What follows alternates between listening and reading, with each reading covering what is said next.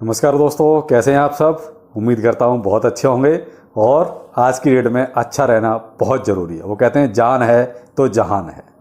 चलिए, आज का टॉपिक हमारा रहेगा DCA। आपने इसका नाम अपने क्रिप्टो में खूब सुना होगा, DCA, और बहुत से लोग इसको बहुत अच्छी तरह जानते भी होंगे, लेकिन कुछ मेरे भाई ऐसे भी होंगे जिनको शायद DCA के बारे में ज़्यादा जानकारी नहीं होगी। तो इसलिए आज मैंने ये DCA टॉपिक रखा है कि चलिए इसके बारे में आपको थोड़ा बहुत, जितना मैं जानता हूँ कम से कम उतना तो आपको बताता ही हूँ।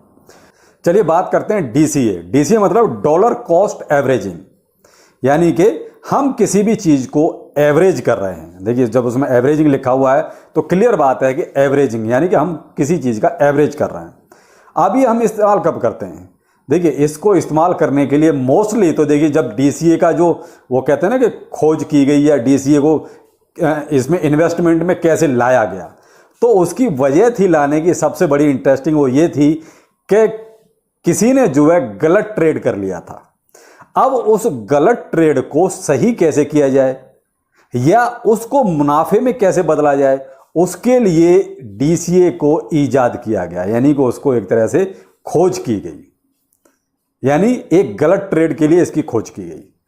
अब होता क्या है इसमें, मान लीजिए आपने आज कोई ट्रेड किया और आपके पास मान लीजिए 20,000 रुपए और आपने 20,000 के 20,000 एक बार में लगा दिए। अब एक बार में लगा दिए, लेकिन मार्केट है, देखिए मार्केट चाहे कोई भी हो, स्टॉक मार्केट हो या अपना ये क्रिप्टो मार्केट हो या कोई भी है, तो देखिए ये श्योरिटी नहीं होती मार्केट में कि आज आपका प्राइस जो है वो कल हो सकता है 20 का 40 हो जाए, लेकिन ये भी हो सकता है कि कल आपका 20,000 का 10,000 भी हो जाए। मान लीजिए 20 का 40 हो गया, तब तो आपकी बल्ले बल्ले कोई दिक्कत नहीं, लेकिन 20 का अगर 10 हो गया तो आप क्या करेंगे? अब आपके पास और मनी भी नहीं है जो कि चलो और ले लिया जाए। क्यों? आपके पास 20,000 का पोर्टफोलियो था, आपने एक बार में सारा लगा दिया।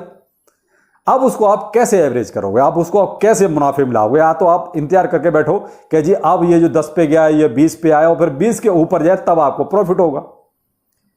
अब इसी चीज को हल करने के लिए DCA को सामने लेके आए। अब DCA में यह होता है, मान लीजिए आपको 1 लाख रुपए का इन्वेस्टमेंट करना है।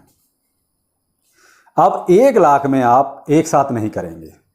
मान लीजिए आपको BTC ही खरीदना है, एक उदाहरण के तौर पे। 1 लाख में BTC खैर आता कितना है, लेकिन एक अब मान लीजिए हमको बिटकॉइन ही खरीदना है 1 लाख रुपए का, लेकिन हम 1 लाख का एक बार में नहीं खरीदेंगे। क्यों? मार्केट है, ऊपर भी जाएगा और नीचे भी जाएगा, और वो हमारे हिसाब से नहीं जाएगा। जब हम चाहेंगे तभी ऊपर जाएगा या जब हम चाहेंगे कि नीचे जाएगा तब जाएगा, ऐसा नहीं है। वो तो मार्केट है, जब दिल करेगा तब ऊपर और नीचे कहीं भी जा सकता है। तो उसके लिए आपको जो है देखिए क्या करना होगा DCA के अनुसार, कि आपको जो है अपने जो 1 लाख रुपए हैं उसके टुकड़े करने होंगे।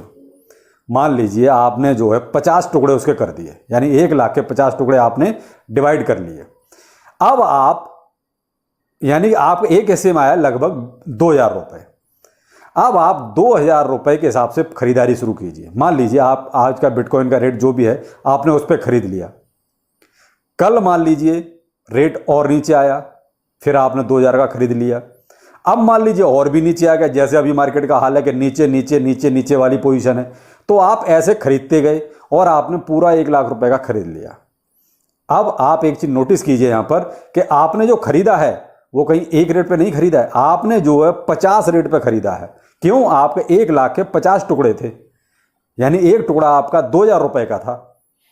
तो अब आपने 50 रेट पे खरीदा है, उससे क्या होगा? आपका एवरेज प्राइस निकल आएगा कि आपने 1 लाख का आपने लमसम किस प्राइस पे खरीदा है। ये हो गया आपका एवरेज प्राइस। और ये आपने DCA सिर्फ क्या है, लॉस को बचाने का तरीका है, जिससे कि कोई भी इन्वेस्टमेंट एक बार में एक साथ न की जाए।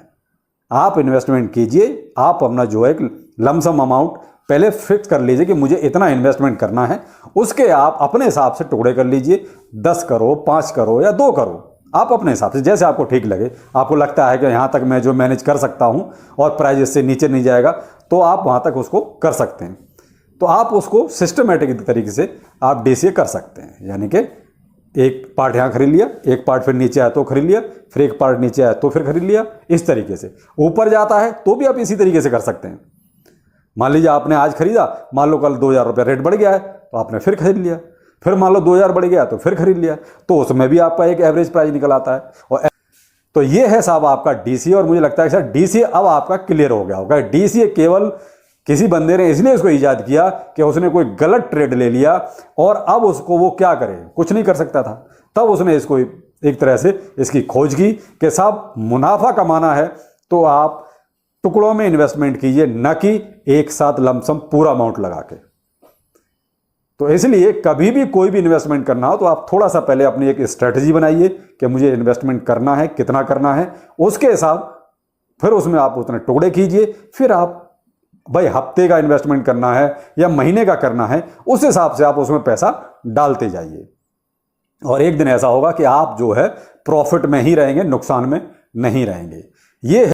तो मेरी कोशिश वही रहती है कि ऐसे वर्डों का भी इस्तेमाल करूं जो आपको बहुत इजीली समझ में आ जाएं, जिन्हें हम रोज वर्ड इस्तेमाल करते हैं, वही आम भाषा जैसे कहते हैं, आम बोलचाल की भाषा। तो मेरी कोशिश वही रहती है कि मैं आम बोलचाल की भाषा में ही आपको वो चीज़ें समझाऊं। तो मुझे लगता है कि शायद डीसीए अब आपको पूरी तरीके से क्लियर हो गया होगा। अगर फिर भी समझ ना आए तो आप कमेंट कर सकते हैं, मैं रिप्लाई दूंगा आपको।